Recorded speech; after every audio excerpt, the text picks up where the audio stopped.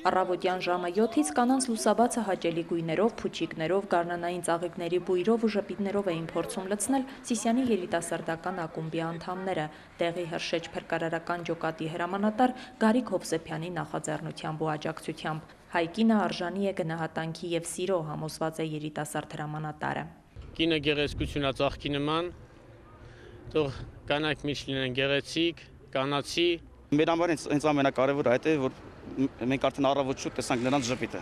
Մեկական ծաղիկն ու շնորհավորական մեկ խոսքը բավական են, որ կինը կամ երիտասարդ աղջիկն իրենց շոյված կան։ Անահիտ Մինասյանի համար օրը կրկնակի տոնական է, այսօր նաև իր 59-ամյակն է նշում։ Այս գարնանային օրը բոլորի սրտերում թող ծաղիկներ ու գարուն լինի։ Իհարկե անակնկալ է, չէի սպասում։ Շատ շնորհակալություն։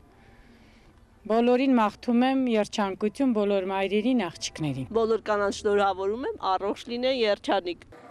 Ծաղիկների ու ջերմ խոսքերի պակաս չկար նաև Սիսիանի քաղաքային մշակույթի կենտրոնում, որտեղ քաղաքապետարանի նախաձեռնությամբ տոնական հնչյուններ էին։ Իրենց երաժշտական, պարային, ասմունքային համարներն էին ներկայացնում քաղաքի մշակութային օջախները։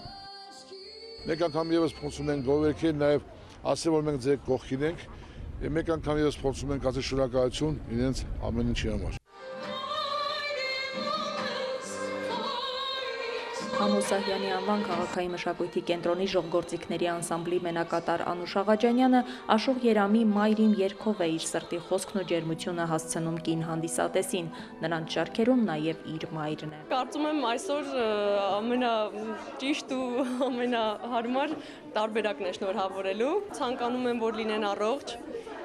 կանացի երջանկություն իրենց։ Ջեմասրահում սիսիանցի կանանց ստեղծագործություններն են, իրենց նուրբ կանացի ներաշխարհն արտացոլող գույներով ու ասելիքով։ Աննա Ավետիսյան, Մհեր Մանուչարյան, Առաջին ալիք։